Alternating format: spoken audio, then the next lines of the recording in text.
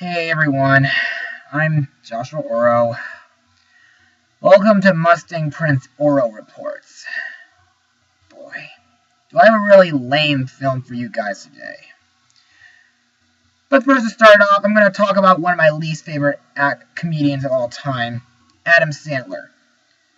If you recall, when I did my top 25 Halloween movies a few months ago, I did say that Hotel Transylvania was the first time I ever applauded him in. And I thought it would be the only time I would.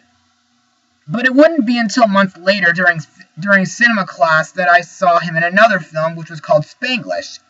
That one was pretty okay too, but still, he doesn't go over the top mediocre in that one, does he?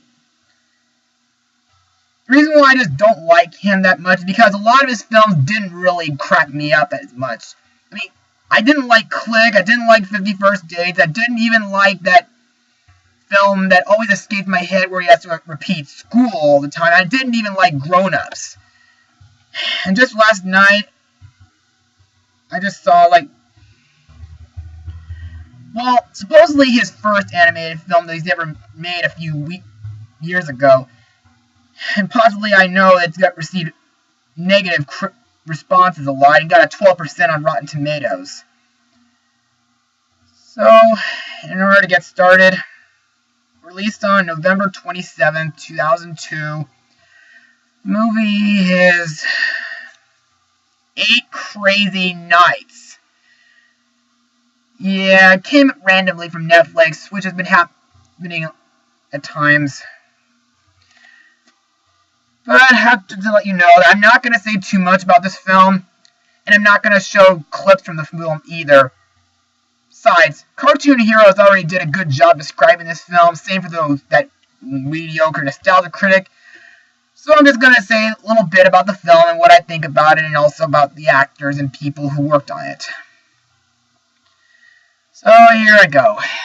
In a small town of Dewsbury, New Hampshire, Davy Stone, who happens to be a 33-year-old alcoholic idiot with a long criminal record, is arrested for walking out on his bill at Mr. Chang's Chinese restaurant while attempting to evade arrest, destroying several bits of property, such as a menorah Santa ice sculpture, and he's about to be sentenced to jail time when Whitey Duvall, a 70-year-old volunteer referee from Davy's former basketball league, intervenes and comes forward in his trial. The judge, at Whitney's suggestion, sentenced Davy to community service as a referee in training for Whitney's youth league basketball league. Under the terms of the community service, if Davy commits a felony before his sentence is completed, he'll be sentenced to 10 years in prison. And over the course, he starts to bond more with that referee, but still suffers more fatal memories.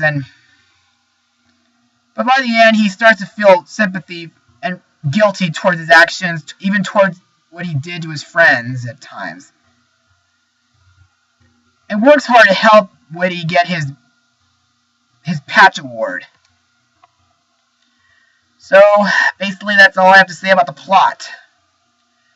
So, what did I think of that film when I watched it last night? I kind of liked it, though.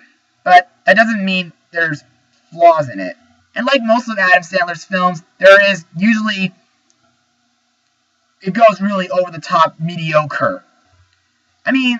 For example, there's too many ghost jokes, there's cursing in it, and for some reason, usually a lot of the camera angles are focused on everyone's rear ends, which is usually disgusting at times. But I do give props to the rest of its animation. It's not too bad for an adult-rated movie. Adult-rated cartoon. So, and also some of the songs are pretty tolerable too, but can't stand some of the lyrics usually when they have cursing or grossness in it. And one of the songs did make me think of Baby It's Cold Outside as well. And I do admit Adam Sandler is not a bad singer, but still he's not my favorite comedian of all time.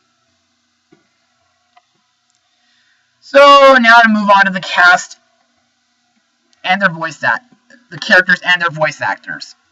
I'm going to start with Adam Sandler's characters and what I think about each one. The roles that Adam Sandler plays, for example, the main character, Davy Stone, is our main character. As a child, he was a youth basketball player with a nice heart, but after his parents died, he became a sarcastic, careless, petty idiot. He later redeems himself and makes amends with Whitty, who was previously the source of many of his problems. As what I think of Davy, he was a bit of a douchebag. I mean, but his backstory did get me to shed a tear and feel sympathy for him part-time, but the rest of his behavior is just sometimes intolerable. But my favorite character that Adam played was Whitty Duvall, a senior referee who has been put into retirement but tries to help Davy reform, yet often grows impatient with his personality and dreams of getting his patch for serving basketball community when it comes to true to things like Davy's redemption. And usually when he's prone to having seizures, usually cracks me up at times.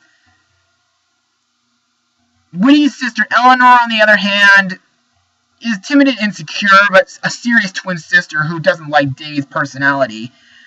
But later has a heart for him in the end, and she wears wigs, but because she's bald and states that she resembles an owl. I mean, she was kind of forgettable at times. And the last character that Adam Sandler plays in the film is actually, he does noises for some reindeer.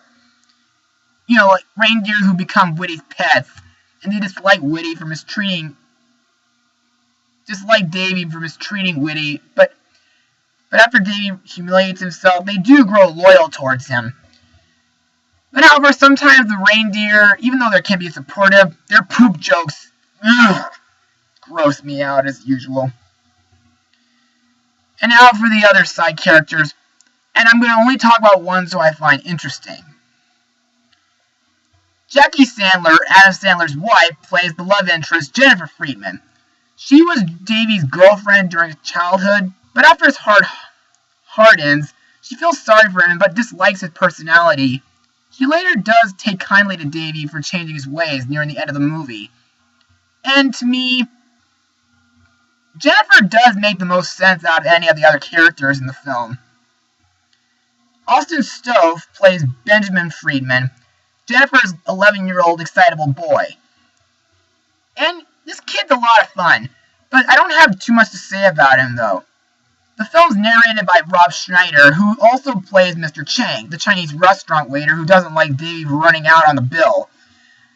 But after Davy tells everyone of Whitty's selflessness yet stunning acts, he befriends him. And as a small running gag, Eleanor's wig gets thrown onto his head. And that's really much all I have to say about the guys. And now, I do have some final words on this movie. Overall, above all, 8 Crazy Nights is okay, but still not the best film that Adam Sandler's ever made.